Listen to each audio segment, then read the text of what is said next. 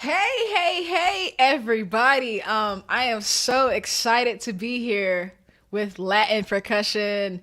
My name is Shirazette Tinnin, and I'm here to basically talk to you about my origin story, why I play drums, how I came into learning how to play the cajon, all of that. So I wanted to get started with my background, which I think is very important. So if we could, I would like to share with you a photo of my family and how young I was.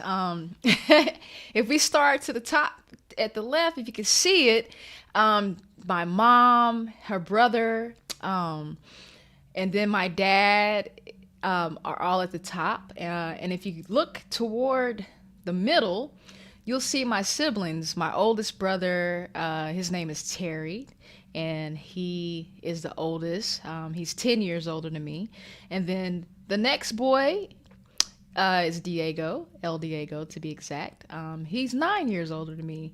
And then the next boy in the red with the little wheel, the pinwheel, is my youngest brother, who's still older than me, but he was the baby until I came 8 years later. And believe it or not, that little baby in between me and my brothers is actually a brother that I didn't get to meet because he was born a year before me in the same month, 1978. I came in 79, and he only survived like maybe 5 or 6 months. So my mom and dad tried one more time, and lo and behold, a little girl came out. So I think my mom was probably excited to have a girl in the family because all these boys she had. And then you can see my little progression as I grew up. And my baby picture is at the bottom far left. If you notice, me and my brother that were a year apart look very similar. He had more hair than me. But anyway, and the picture near the bottom in the middle with the little ribbons and the little dress, I was in kindergarten. If you notice, I didn't show my teeth because I didn't have my front teeth. And I got really, really cool, and I got into the marching band in middle school. So there's a marching band picture at my middle school, and then my high school. We had the same colors, Eastern Alamance to be exact, because I'm born and raised in North Carolina, and I think that North Carolina was a very important part of my development as a percussionist and mostly a drum set artist to start. However, my first experiences were with the jazz ensemble that started for me in middle school. But I always knew at a very, very young age of 4, actually, that I wanted to play drums. And what inspired that for me, believe it or not, was Sheila E. Now, the time of me being little was the time that MTV came along. And I remember seeing Sheila E. on the award show for MTV. She threw her sticks up, spun around, and caught them. And at the age of 4, I said to my parents, "Oh my God, that's what I want to do."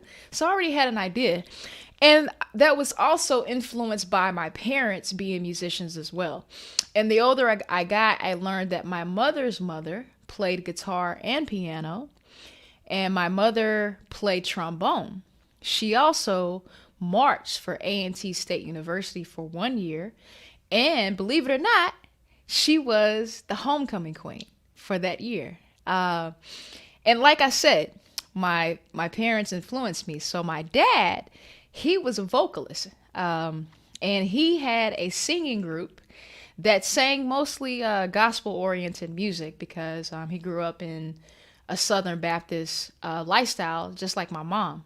And so I grew up in the church because of that, which I think is also very important for the development of my sound. I didn't know how enriching and influential those things would be, but there were so many different types of music in our house, including gospel, the Canton spirituals, all these different gospel groups. And then the radio would flip and my mom would play Tyrone Davis, all these artists that were from the Chitlin circuit.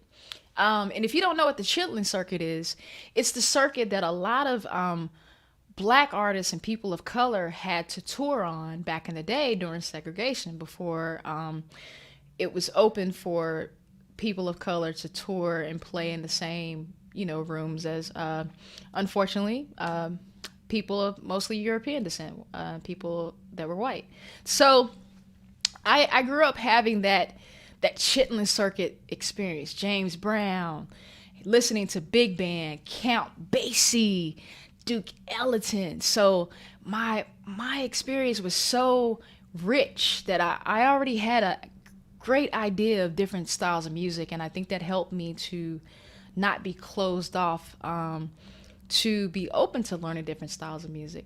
And with that being said, I think it's important to know that drumline was also a huge factor. While I was in elementary school, the middle school band, who would have the director that I didn't realize would be the band director in my life for like the next 8 years, Mark Hauser. He came to our school, which was a feeder school, Pleasant Grove Elementary. And I saw the band play the jazz ensemble, but I didn't realize that marching band would be in my future as well until I got to Woodlawn Middle School, where I was recruited, and I played in the band, and I started playing drum set in 6th grade. However, I wasn't just influenced by music. I'm also an athlete, and before I started playing in the jazz ensembles in middle school, I was playing midget and mite league basketball, and I started at the age of 9. I didn't realize that I would have a love for both so deeply that I would continue to do them both while I was in middle school and high school and into college. So I played middle school basketball, high school basketball, I ran track, and I was in marching band, concert band, all those different things every year. And it was a good thing because it kept me out of trouble, which is something I think was very important to my parents, due to the fact that my siblings, also very talented, didn't have the same opportunities just because of choices that were made and for certain other demographic issues. So they took a different route with me, and it paid off. So now let's fast forward to knowing that I want to go to school for music and be an athlete. And I decided to go to Appalachian State University, where I could pursue playing in their drum line. And while I was there, I decided, hey, you know what? I should try to walk on the basketball team and see what happens. And that's why I'm repping Mountaineers today, because a lot of my musical creativity and development is based off of the fact that my band director, my college professor at Appalachian, I met him while I was playing an all-county jazz ensemble in high school. I won that accolade every year for my high school. I placed every year, and each time you would have a teacher from a different area come in and educate you on jazz. And so my professor one year was Todd Wright. Actually 2 years in a row, Todd Wright.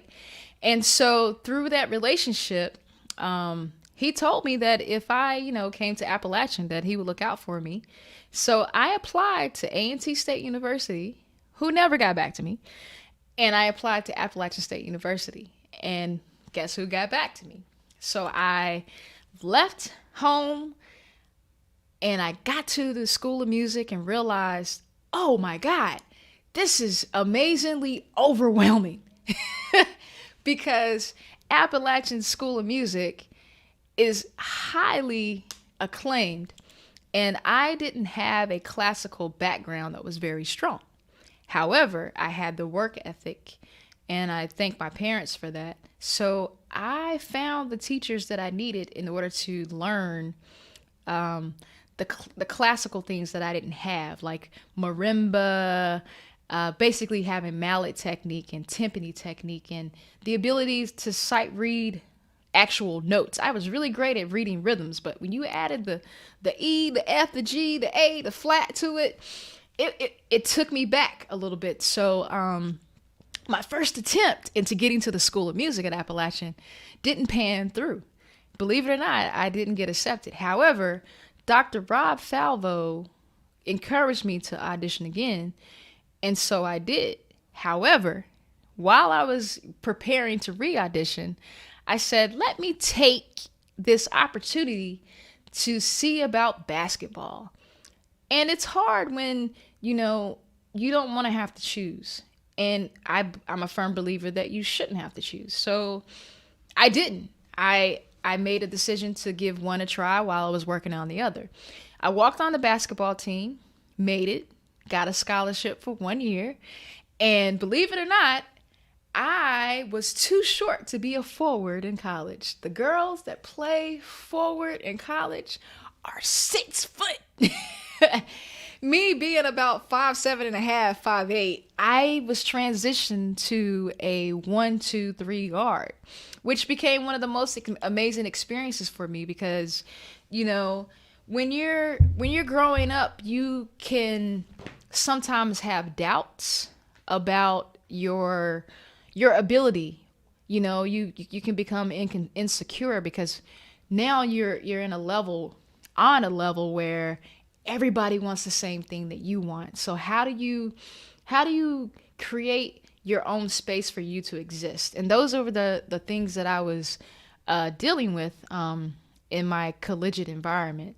However, I didn't worry about what it was that I didn't know. I was more concerned about just gaining the information and how to balance that, which was very difficult because I didn't come from a background where my parents could pay for everything, but I didn't let that stop me. I didn't have my own drum set in middle school or in high school. I didn't have lessons in middle school or high school. I did a lot of things on my own, or my parents actually paid my drum instructor, 𝗟𝗩𝗦𝗘, who was the drum instructor for our marching band in middle school and high school, by giving him food, because my parents were cooks. That's how they made their living, even though they were artists. And, they made a way out of no way for me. But I paid for my first drum set. I would borrow the gear from my school. I would ask. I never allowed my not having to get in the way of what I could have or where I could go, because a closed mouth doesn't get fed. So, as I'm talking to you, I want you to know that you never really know somebody's background or what they had to go through. Usually you see the product of it. You see the outcome. But how the person really got there, you don't really know. And it's also a continuous journey. So in order to get my first drum kit when I was at Appalachian, I worked at Hardee's. I got a job at Hardee's. I was still doing work study. I had financial aid. I had a basketball scholarship for just 1 year, not to pay all of my tuition. And believe it or not, this is going to sound funny, but you know how your parents would be like, I walked in the snow for 2 miles to feed you, blah, blah, blah. Well, I literally would either walk in the snow or ride my bike to Hardee's at 4:30 a.m. before my 9:30 class. I would work for like 4 to 5 hours and then run, walk, or ride my bike to class. And sometimes I was close. I was late a couple of times because I was burning both ends of the candle. And when I would get done at Hardee's, I would go and practice because remember, I still needed to get a drum kit. And my experience as a basketball athlete for that 1 year taught me a lot. It kept me driven. It kept me more disciplined. And I'll get back to the basketball thing in a minute, but I want to make a point that I bought my own kit, paid for it, and I never looked back and thought about what I didn't have. Now, the experience and discipline that I gained from being a Division I basketball player for that 1 year My coaches did not play around. They had people watching you when you go to class. If you were late 1 minute, you had to run suicides because the teachers had to tell your coaches that you were late. And through that, I learned that there's always somebody watching you. So you want to be on, not afraid to do things or, to make mistakes, but you want to try to be on your P's and Q's because you never know who's watching. And so that lesson carried over into the world of music for me, because you never know who's watching, listening, and paying attention to your growth or things that you're not doing to grow. So with basketball, I had to wake up at 5 a.m., go get my ankles wrapped and taped, and be on the basketball court for practice no later than 7:15. Practice from like 7:15 until about 8:30, and then go to my class. And you could not be late. I had to run like once for being late. I had to do suicides, and I get it. I accepted the consequences because it was my fault. And it taught me how to balance time. So then I carried those lessons over into studying music. Once I knew I wanted to be in the program, I couldn't practice until late at night. Now, program, even though I was accepted into the School of Music, there's a procedure. You have to be allowed into the School of Music and have access to the equipment. Remember, I told you that I'm not afraid to ask for what I need when it's something that's going to better myself. So I had to talk to Dr. 𝗟𝗩 to get permission to practice in the space. And he had to trust me to be responsible, to have a key, even though I wasn't in the percussion department yet, in order to come in and practice. And before I could do that, I used to have a police officer that after midnight would kick everybody out of the music building. And I said to him, I was like, how am I supposed to practice if you keep kicking me out? I'm trying to get into the School of Music. And I think he saw the sincerity in my statement, that he said, okay, look, I tell you what, if you get a letter from the percussion teacher or somebody in the administration for the School of Music saying that you can be here after midnight to practice, then I won't kick you out. I said, okay, cool. A couple of days later, I had that letter, and he tried to kick me out, and I was like, here you go. And and he looked at me, oh, thanks, John Carlos, for that. He looked at me and he was like, oh, okay, you're serious about this. I'm like, yes, this is my livelihood here. I made a choice. I'm not going to be an NBA basketball player, WNBA basketball player. So music grabbed me by the heartstrings, and I'm going with that. So fast forward, I re-auditioned, and I got in the second time. And Dr. 𝗟𝗩 actually said, you should apply for the scholarship division so that you can get some scholarships for music. And you know what I told him? I said, you know what? Right now, I just want to concentrate the fact that I'm in the music program, and then I'll work up to that. It was just a lot of effort to do that and have to do it twice. So, and mind you, I'm at Appalachian State University, and I do believe I was the first and only female snare drummer, Black female snare drummer, to march at Appalachian State University, which is a drum corps program. I marched quints, and the year that I was going to march quints, I actually had to switch to snare because they accidentally auditioned a snare drummer who didn't play traditional, and I'm traditionally trained to play snare, marching snare.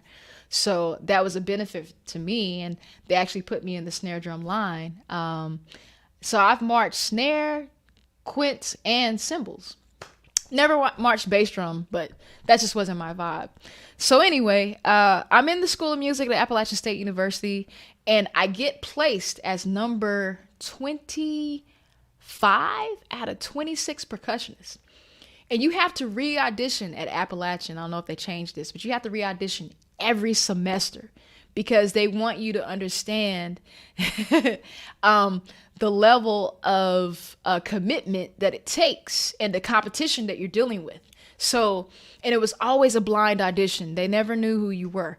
So my first year, I was in like concert band, none of the high ensembles, but I was also in jazz ensemble 2 instead of jazz ensemble 1, but cool, didn't care. I'm just happy to be here.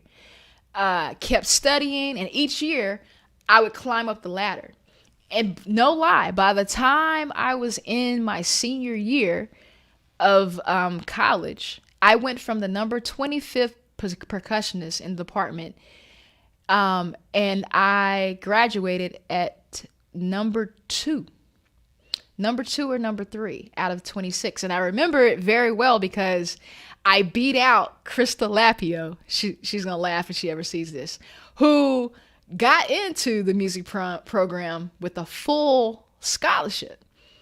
So, but you have to realize that the competition wasn't me against her or anybody else in the program. I was competing against myself. My goal was to get to the next level, and to get better. And so I ended up being in jazz ensemble 1, my junior and senior year in the top ensembles.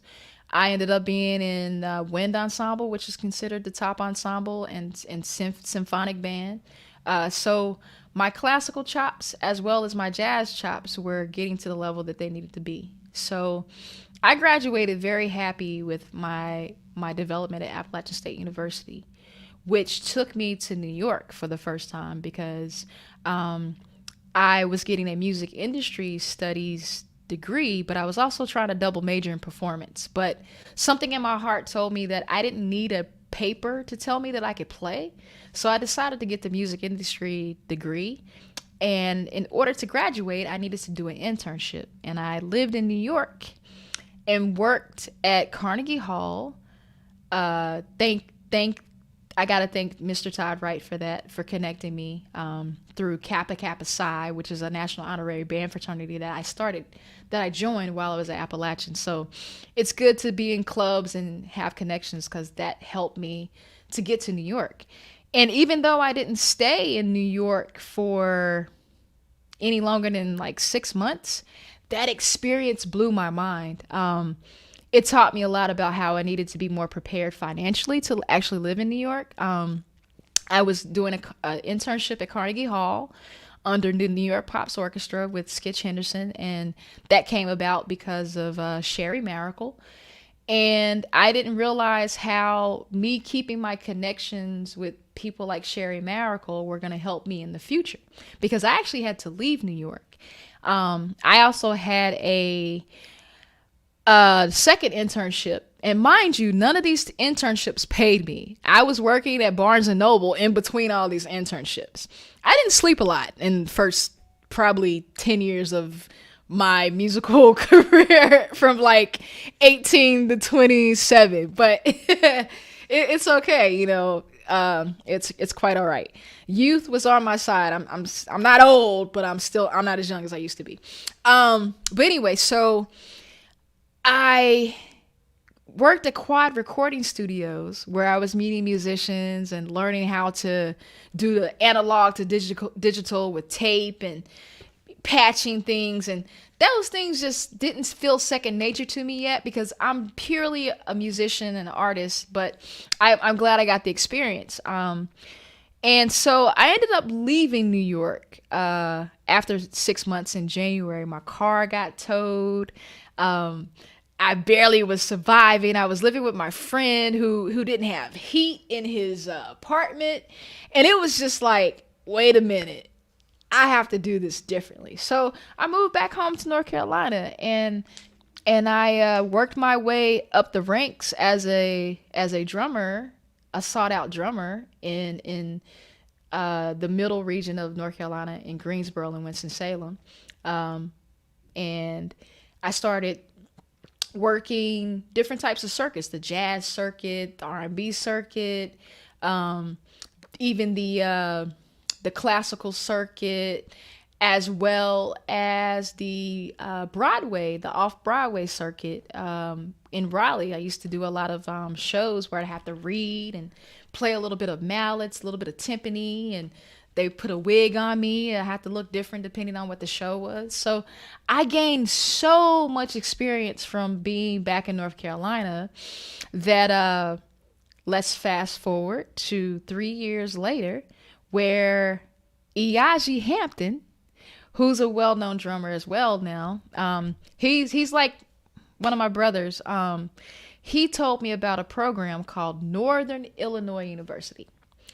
And he said, no lie, I ran into him after a few years of not seeing him. I just graduated with my master's at NIU.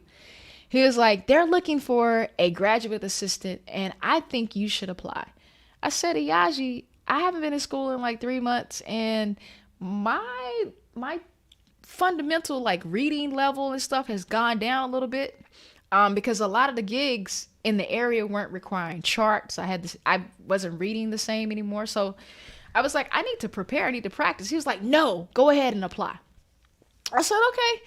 And I applied, and believe it or not, the church that I was playing for in Winston-Salem was taking a trip to Chicago to the brother church around the same time that I needed to audition for NIU. So the band members in the church with me, in the church band, drove me from Chicago to DeKalb, Illinois to do my audition. And I also had a day gig at American Express while gigging in North Carolina. So I had a day gig and I was gigging, doing a church and all of that. And everybody just saw something in me that I didn't see in myself, that they wanted me to succeed. Like, it's really hard when you're going through the process because you just don't see what other people see. And you know, you're dealing with insecurities and stuff. So anyway, I go and audition, and I got in. And so I had to tell American Express and everybody that I loved, including my mom, that I would be, and my mom and my dad, my family, that I would be moving to Illinois. And so by this time, I've already lived in Tennessee. I've already lived in New York for 6 months. And now I'm moving to Illinois for at least 2 years to get a master's in music in jazz pedagogy. Didn't know what I was signing up for. I just knew that I would have a full ride, which would be very helpful because at this point in my life, I have real bills. I have a car payment. I'm helping my parents out. Rent, blah, blah, blah. Left my exempt position at American Express, leaving all of my gigs, leaving all of my relationships to go build a different type of relationship. I get to Illinois, and it's completely different from the experience that I had at Appalachian State University. And, you know, it's okay because those experiences taught me that not everything is always going to be how you expect it to be, but it doesn't mean that you can't learn from it. So while I'm at Northern Illinois University, I found the right people to mentor me, including Nicole Mitchell, who became the first woman president for the AACM. And if you're not familiar with the AACM, you should check them out. She took me under her wing along with Professor Ron Carter, the saxophonist, who is the reason I got into the program. And he put me in an ensemble called, at the time it was called Liberace Jazz Tech. Okay, so I wanted to tell you all that because Northern Illinois University, believe it or not, is where I started understanding that I truly had a love for Latin music, even though that love for Latin music started in North Carolina because I used to play with 𝗟𝗡𝗙𝗘𝗦, who taught me just about everything I knew how to feel the 𝗟𝗩. And then I learned that the 𝗟𝗩 was actually part of my heritage, you know, and that connection really made it huge for me. So I would like to talk about an ensemble that came to Northern Illinois University that changed the whole way I think about beat 1, beat 2, beat 3, and beat 4. So they were called, and I think they're still called this, the 𝗟𝗩𝗦𝗘 𝗟𝗑𝗩𝗪 Afro-Peruvian Sextet. They came and did a master class at NIU. I think my first year at NIU. And the ensemble that I played for was the top ensemble that represented NIU, and we would go and play at different events as well as travel around the world. So Professor Ron Carter had a connection with Gabriel, who runs the Lima Jazz Festival. Through that connection, he brought over his band to do a master class. Gabriel did. And it was there that I heard this music that sounded quite similar to Afro-Cuban, but it had a different type of push-pull. And I couldn't understand it at the time. I just know that I was attracted to it and I wanted to learn more about it. And it also included a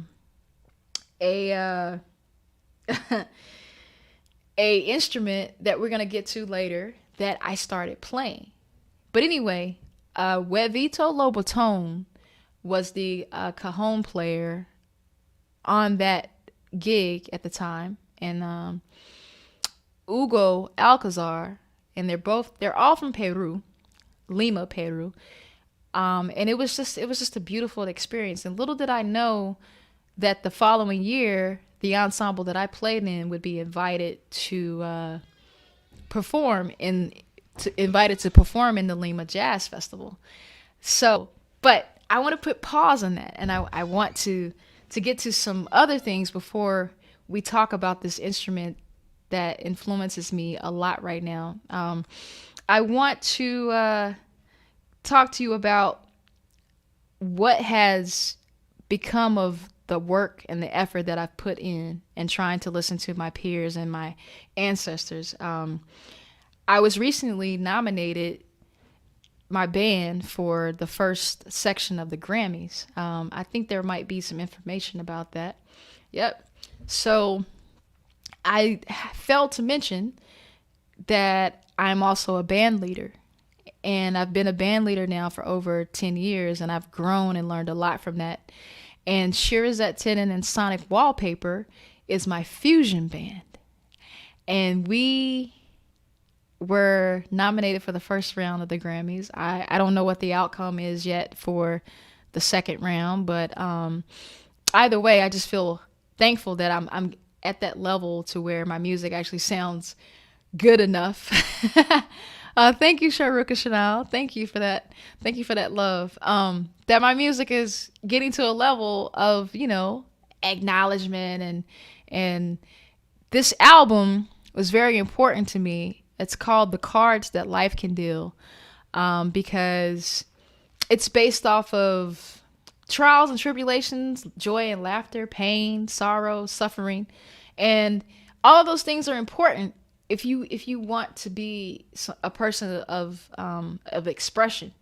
Instead of keeping those feelings and things isolated, I put those experiences into my music. And The Cards That Life Can Deal is basically about the passing of my dad and the impact that had upon not just myself, but my mother.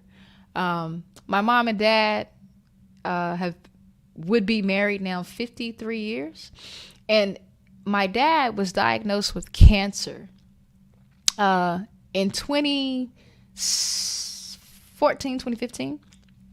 And he went into remission. He beat it the first time. But it came back, and it came back during a time where my dad actually had given his life back to Christ and started singing in the church again. And he actually stopped smoking and he stopped drinking. And he started singing again at the age of like 70, only to discover that one day he woke up and he couldn't talk without sounding hoarse. He thought it was because he hadn't sang in a while and that maybe some nodes had developed on his throat, but he didn't think it was cancer related. He thought he just had laryngitis. Starts going to the doctor, discovers that, oh, wow, okay, I have throat cancer. So my mom and dad, for about 6 months straight, had to drive every day, 30 minutes one way, for my dad's radiation treatments. I would come down from New York, drive to help out. And that becomes really expensive.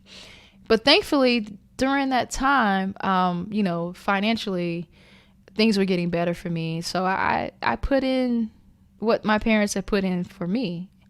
However, we thought my dad would stay in remission. And when he went to do his annual exam, they discovered that the cancer had now moved from his throat to his lung. They found a little node on his lung. And my dad decided that he was going to do chemo.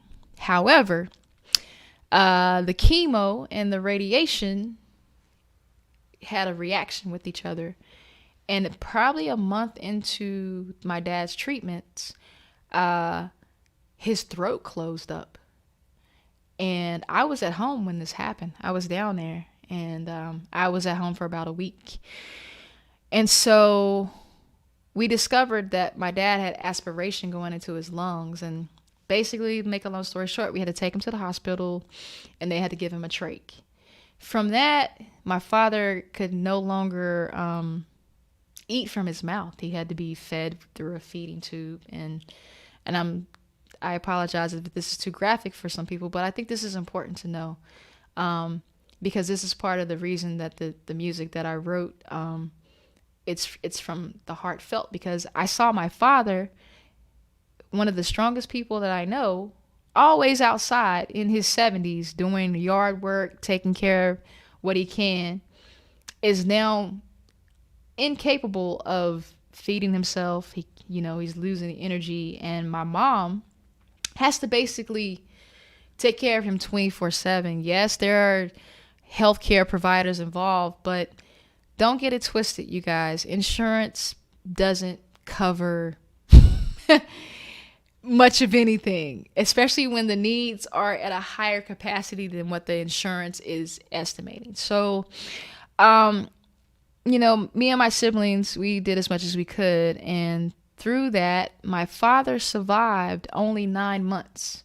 He went from weighing 170 to weighing 114. He's 6 foot, so that's a lot of changes. He stopped talking. He didn't want to talk through the trach. I gave him a cowbell in order to let us know if he needed something. And my mom basically didn't get any sleep. During that time, my mother was also dealing with her own sickness. And because of the stress of my dad, her own illnesses got worse. And my mom had an acute stroke while taking care of my father. That stroke in turn triggered some issues with her eyes from her diabetes, and she became 50% blind in one eye. So imagine being the only little girl and seeing your parents that have always been your anchor, your strength, now need you in a way that you just never expected it to be, in my opinion, so soon. So I learned a lot from that. And I wanted to talk about it, and I wanted to put it in my music. Thanks, Jules. And so the cards that life can deal is that. It tells the story of that. And also, there was sibling rivalry. So one of the songs called Chaos is written for one of my siblings because we just couldn't see eye to eye on certain things during my dad's sickness. And so my dad left this earth 2016 in April of 2016. And then my mom followed him June 4th of 2019. And it was crazy because my mom ended up having chronic kidney disease, chronic heart disease, was on dialysis for a full year. And so I was just constantly just going back and forth home, and I brought my mom up for a whole month to do her dialysis in New York. So I was trying my best to do what I could to help out and support. I was even trying to get my mother moved to New York with me, using like housing and stuff, but none of the applications made it through.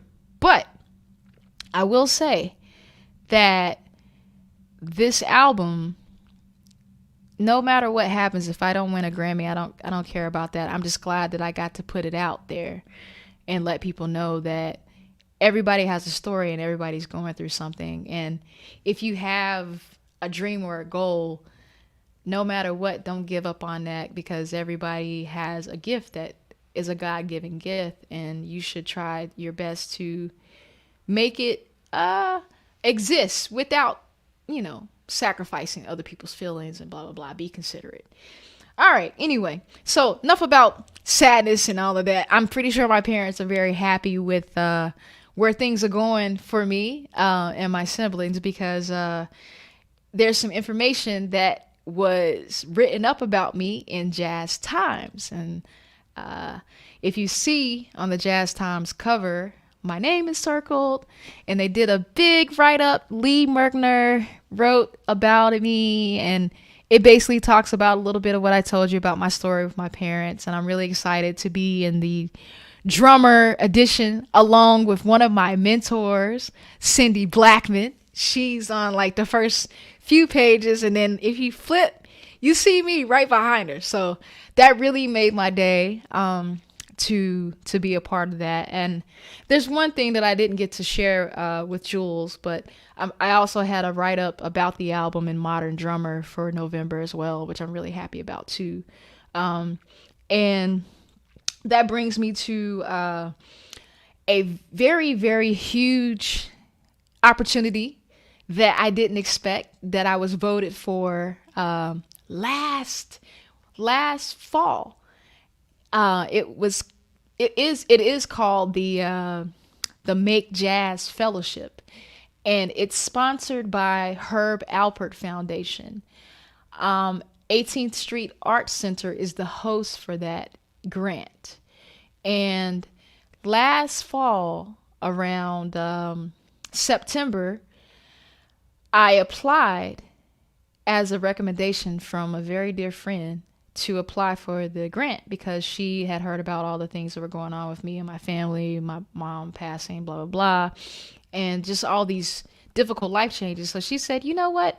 I think you would benefit from being able to just go and write music somewhere for like 90 days uninterrupted, no distractions. I said, that exists?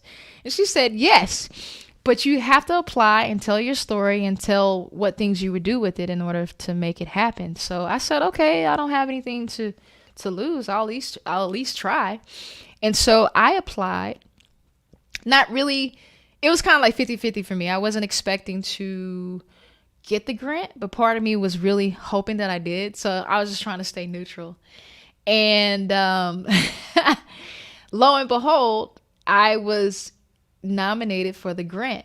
And so February 3rd, 2019, I left for Santa Monica, California for the Make Jazz Fellowship. And I was living on this beautiful, quaint campus about a mile and like 1.24 miles to be exact from the beach of Santa Monica. And my God, those days that I had there, I was so focused, and I started expressing things that I didn't realize were inside of me, because I was just so distracted and overwhelmed by mourning for my parents and just trying to survive in New York, that my creativity was being stifled. So having that space really opened up a lot of things. And I mean, there were nights that I actually cried, and then I would get up and write and cried. My sleeping pattern was so crazy, but there was also a sense of fulfillment that I was getting from this. And unfortunately, COVID-19 came along in the middle of my fellowship. But there's a silver lining at the end of this. And the silver lining is some information that I'm about to share with you about my live stream show, which is, yes, it is called the Healing Sessions. And I would love for everyone that's checking this out today to tune in and see the result of the compositions that I started in California back in February of this year on November 7th, 2020, 5 p.m. Pacific Standard Time and 8 p.m. Eastern Standard Time. Basically, I'm going to share with you new music from my trio, which went in the studio as part of my grant. We just recorded not this Monday, but past Monday. And my special guest artist, along with my trio, was Christian McBride on bass. So it was Mickey Hayama on keys, Nimrod Speaks on bass, and Christian McBride on bass. And we played what I'm happy to call new music that I'm really actually happy about. But anyway, and that will be the first half. The first half will be from 8 to 8:20. And then the second half will be my like 9-piece band. Sonic Wallpaper themselves. I really have been blessed to have these artists share the stage with me. You'll get to experience Stephanie Christian on vocals, Carissa Dow Rouse on viola, who also is known as the violin diva, Seth Johnson on guitar. You'll get to hear Chris McBride, who's an alto sax player, and Corey Wallace. They call him the big dog of Cometh. He's very, very tall and he plays trombone. They're my horn section.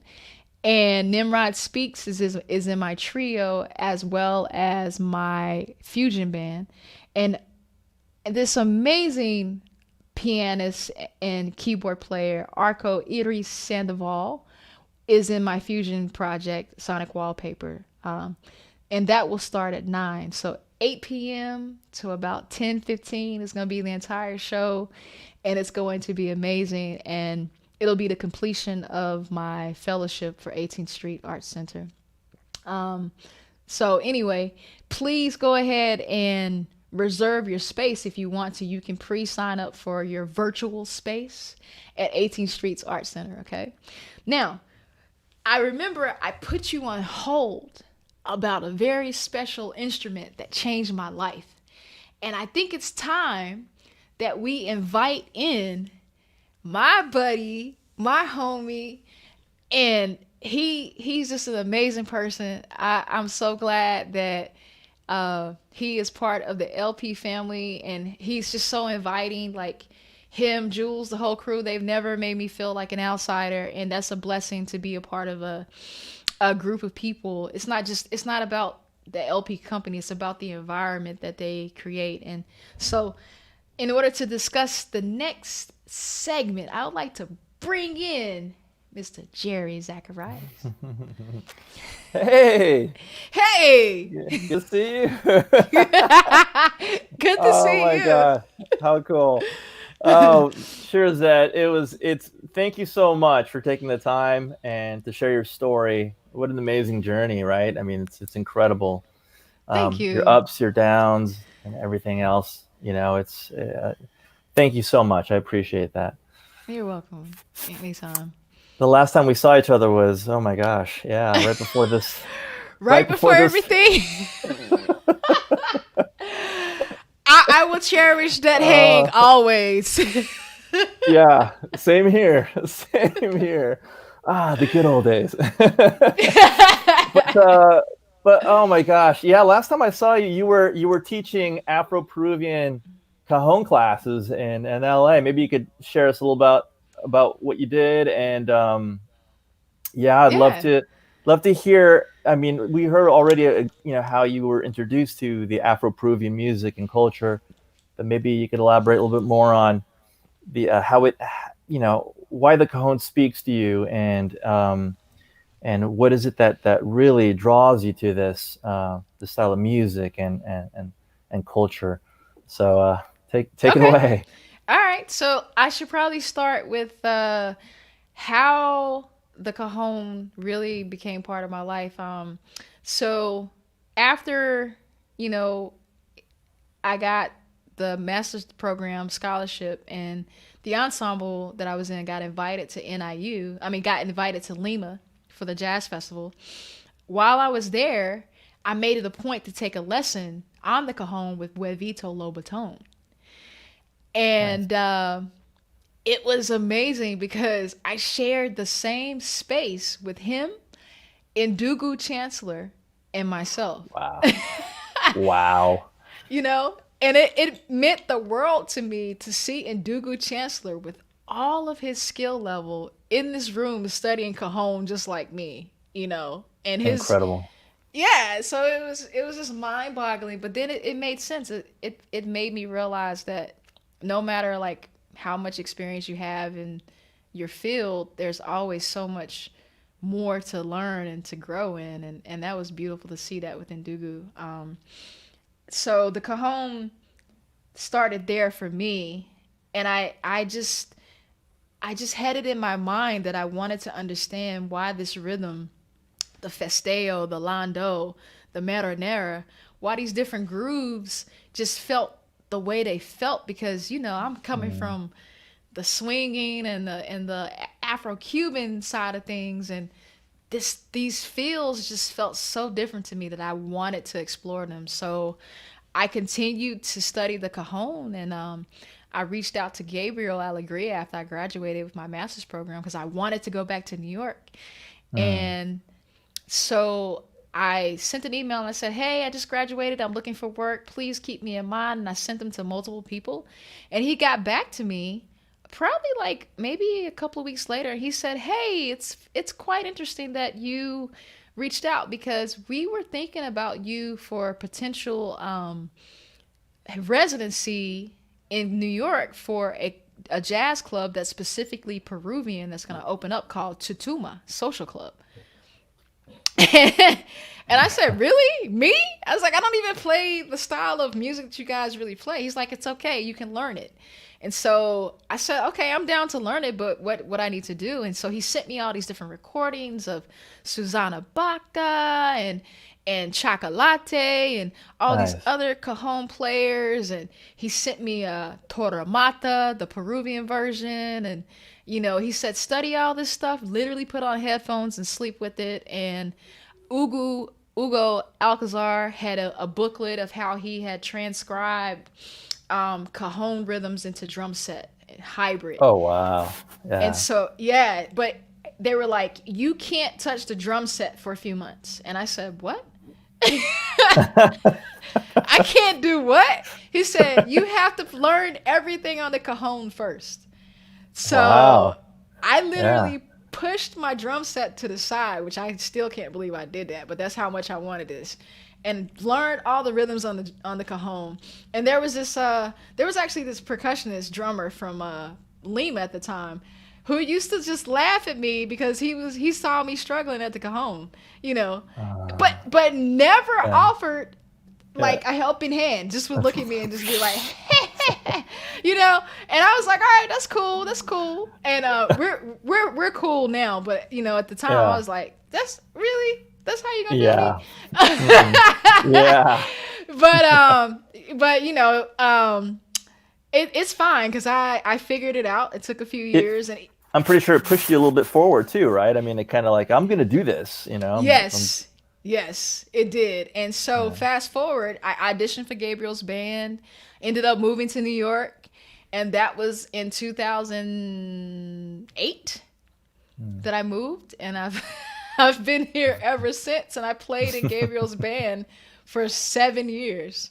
Wow. That Yeah. and that's a lot of learning there too. Yes, a lot, Yeah. a lot. Oh, incredible. Yeah, it Well, was beautiful.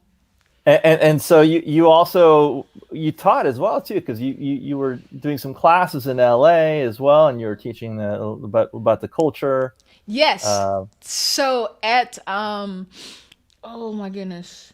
What's the name of the major university in California in LA? UCLA. UCLA. Yes. So part of my fellowship was I was doing clinics and teaching the kids about my origin story, kind of like what I'm doing now. Mhm. Mhm. And so that's right, because I asked you for cajones, and I had different LP cajones and other brand cajones too, so they could see the difference lined up, and then my drum set. And so I took them on a travel through my journey from jazz into Peruvian jazz. Mhm. And so I would play the drum set rhythms of Peru on the drum set, and then I would play it on the cajon so they could hear the difference. And I talked about the history of the cajon and how it's important to the slave trade, and how it's part of African history, and how this cajon actually is so symbolic of culture that a lot of people don't understand that exists in South America and everywhere else. Mm. That is of a person of color origin. Yeah. Um, and also how the cajon has two different versions. It has the Peruvian version and the Spanish version. I learned a Correct. lot about Yeah. that. And so I taught the kids at UCLA about that clinic, and I was supposed to do 3 to 4 more clinics where I was going to do the same thing, but that got placed on pause because of COVID. But I'm glad that I got to do that at UCLA because I think it enlightened a lot of kids, and most of those kids there were kids of color. So I think it really helped them to have a connection to this drum that they didn't know existed before.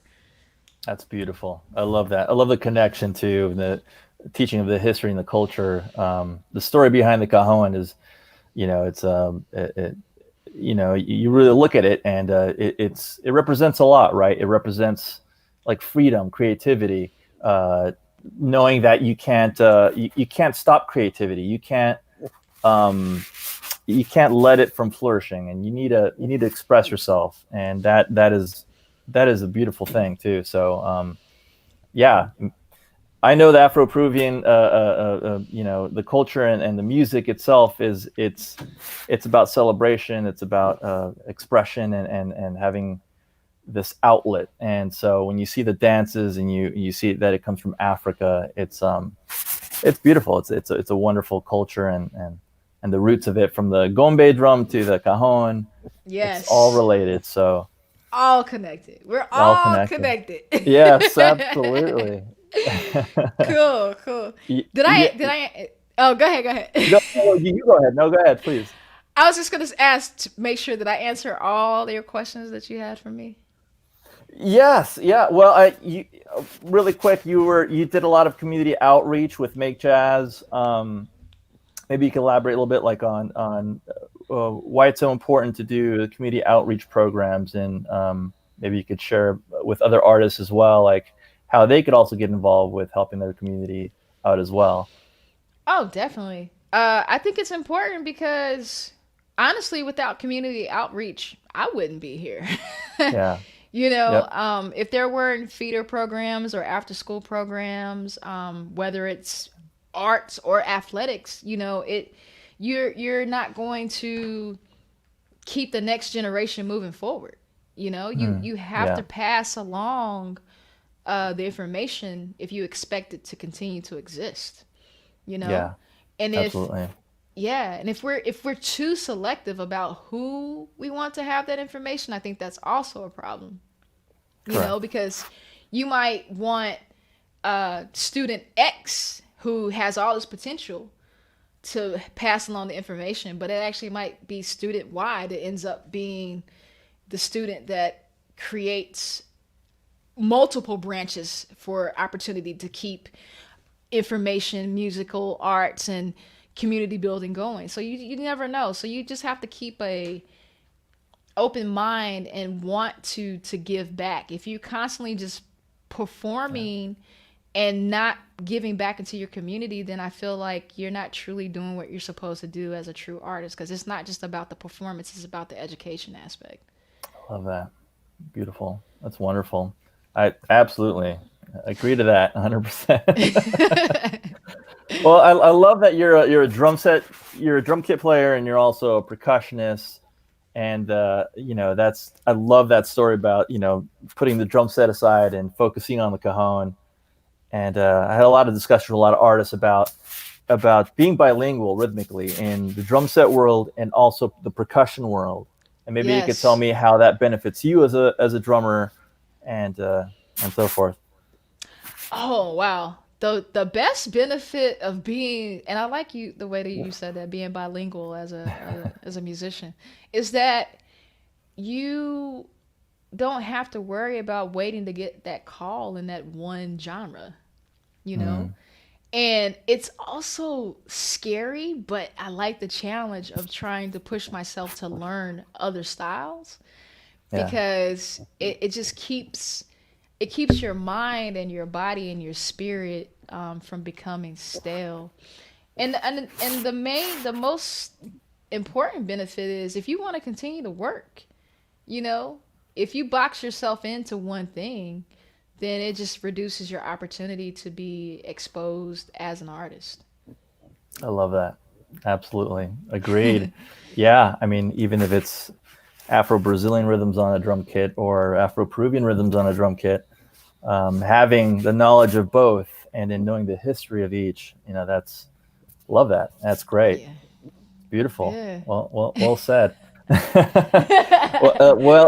I like the fact that you do also do the physical fitness involved with your art as well too. I mean, you kind of incorporate both and kind of teach about both as well too. Yes. So thank you so much once again. Any advice on to the next generation of players out there? And also, where can we keep updated on your happenings and your next projects? And where can we find more about you? Okay.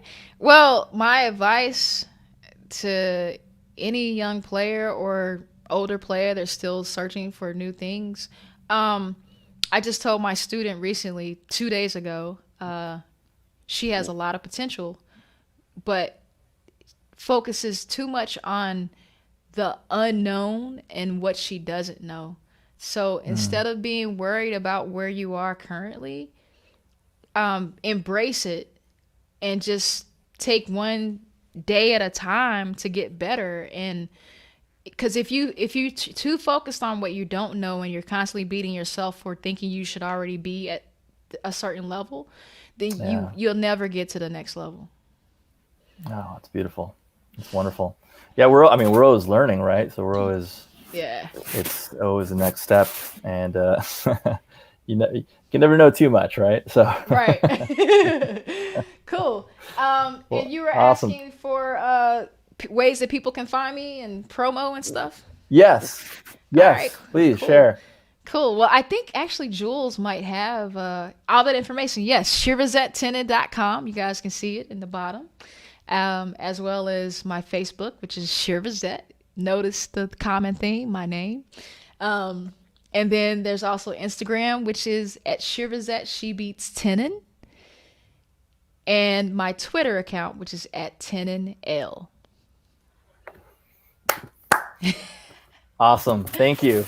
Sweet, Yeah, hopefully if you come back to the West Coast, I mean, we'd love to hang out again and go to the Cajon workshop again and show you the new things that we're working on, and we'll hang out again. Please. All right.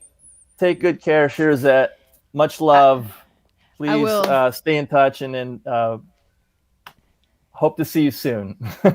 Definitely. In the meantime, stay safe. Will do. Much love. Bye.